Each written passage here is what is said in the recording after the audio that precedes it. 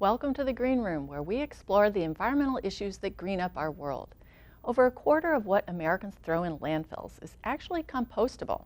Our guest today would like to change that. Today we have Master Composter Nancy Stone. Nancy, welcome to the show. So glad to be here.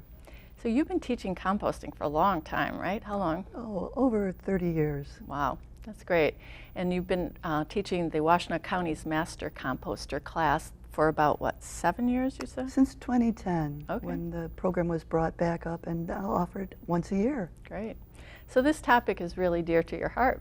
It is. We're lucky to have you today. So what about it makes you passionate?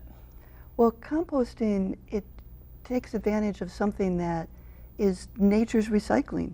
It's where the materials that fall to the ground and decompose, go back into soil, nourish the plants that then complete that cycle over and over again.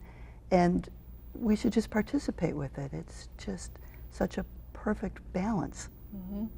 And I've heard that a lot of our trash, that you did a waste sort a while ago and found out a lot of it's compostable, right? Well, still there is material that is compostable that's left in the trash. Although if we look at the big picture statewide, about 30% of the material that would be thrown away is compostable. And maybe for a quick moment, compostable is usually divided into two categories. One would be yard waste, so that would be things like leaves and grass clippings, brush, woody materials, that sort of material. And then another segment would be food waste, so banana peels, coffee grounds, and plate scrapings. Mm-hmm. Didn't I hear that 40% of Ann Arbor's landfill waste was found to be food waste? Correct. When we did our waste sort, which is going through a series of bags and dumpsters and looking at what was there, a lot of food waste was what showed up. Wow, that's a lot. Yeah. So tell us about just a real basic recipe for composting. Now I know we're not going to have time to go into all the nuances that you teach in your class, but just briefly. Sure. There is a recipe that goes 1 part green to 2 parts brown, makes the compost turn to ground. Add some water and some soil. Turning is the only toil. And what that means is basically you need materials for the microorganisms to digest and break down. And to support those microorganisms, you add water till it's as damp as a wrung out sponge. Add some dirt that inoculates it with more microorganisms, and then turn it occasionally to keep it aerated. And then if we look to what kind of material we want to feed our microorganisms, then that green and brown category comes in. Green materials are high nitrogen, and generally they're green colored, so it would be things like Grass clippings. That's the first thing a lot of people have. Yeah, and then food waste. Most fruit and vegetables would be green, high nitrogen materials. And on the other side of the equation, brown would be brown leaves, sawdust, and materials like that. And so if you were to try to compost just all your green, high nitrogen stuff, envision just having a pile of food waste, and you know that would get nasty pretty fast. It breaks down too fast. It releases ammonia. It's a problem. Green on its own isn't good. Okay. Brown on its own, leaves and the like, break down wonderfully. If you look in the forest floor, how that just melts away. But it goes relatively slowly. If you combine the two, and in a ratio of about 1 part green to 2 parts brown, stir it up, add some water, add some soil, you've got a perfect mix for easy composting. Sounds perfect. So there's a lot of different options you're telling me in terms of bins. Why don't you tell us about a few of those? Bins are, if you live in an urban area, generally people want to contain your compost. And so they can be very simple, just a ring of chicken wire. You can contain your material there, layer it in. Or taking 4 wooden pallets makes an absolutely beautiful composting bin. And I see those for free down at the lumber yard. Yeah, all kinds of big box stores have them, and they give them away. They might be slightly damaged, but you just basically tie them together and you've got this beautiful container for your compost. Then there's commercially available things that you can buy that are very nice and are a little more formal.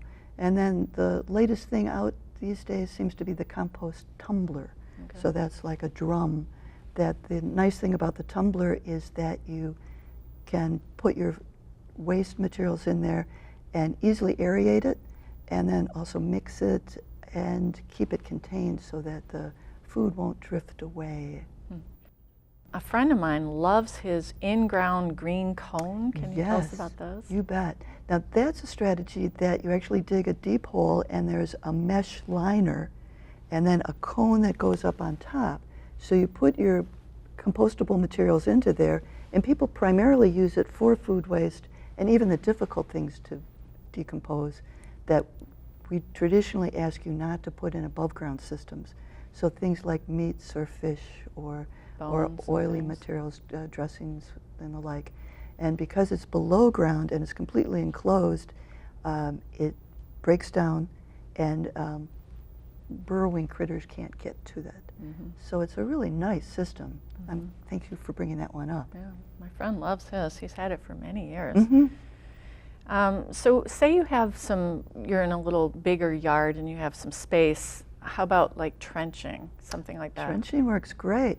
That's basically that you dig a hole, the same philosophy as a green cone, and you bury your scraps in there. And people use it often if you have a larger garden, that you start doing a trench alongside your garden, and then 2 years later you can move over and plant in that. And so some people rotate their gardens that way with alternating trenching with the other. Or you can dig holes and bury it that way. It's a really ancient way of handling scraps. It makes me think, after my daughter's wedding, we actually dug a big hole because we lived out in the country at the time, and put all the compostable waste and covered it up. So it was a no trash wedding. It works. Yeah. It works. And Vericulture, am I saying that right? You are. Vericulture is where you're able to take logs and quantities of brush and you build a berm out of them, and then you can put more compostable materials around these large logs, and then you cover it with dirt, and it very slowly decomposes. And part of the beauty of this is it's this attractive berm that you can use for landscaping, but also the slow decomposition of those logs inside keeps it warmer, so that you can plant and have things on top that extend the growing season. An interesting variation on Vericulture is where people build a ring out of it and take a slice out of it like a slice of cake, which allows you to walk into your Vericulture at waist high and plant all around it. And there's some really beautiful examples of that, particularly in Europe, that are garden showpieces. You know, I've always thought that a raised bed, you have to water it more because, you know, the water drains out of it faster, but if you've got all that wood inside, it acts as a sponge, right? It would act like that, indeed. And then vermiculture. Vermiculture, yeah. That's using a special kind of worm, red worms, that very happily live in contained spaces. So people traditionally use, say, an 18-gallon Rubbermaid plastic bin, or they make large trenches in their yard and line them, and then put shredded paper in it, moistened, or moist leaves, or coconut husks shredded. That's perfect bedding and food supply for the worms. And then you can just bury your food scraps into it. And the worms break down this material, they digest it, and the vermicompost that comes out is extraordinarily rich. It's a wonderful fertilizer. In fact, it's so potent that you just sprinkle it on your garden, or you make compost tea out of it and water with it. And sounds great. It's something we definitely cover in the course, and lots of information online on it as well. I hear that Eberwhite School has a worm composting, right? Yes, and that handles all of their food waste from the cafeteria. That's so great. And there's a farm called Star Valley Farms nearby that has put it in for them, is that right? Star Valley Farms is actually raises and sells redworms and compost teas and is a wealth of information both online and with their staff. Just a great resource. We're really lucky they are actually in Washtenaw County with a worm farm down here, and then also one further up north on a dairy farm. So they use the worms there to break down that manures and things. Great. Star Valley Farms with an S, .com. And 2 R's for star. Oh, okay. Okay, good.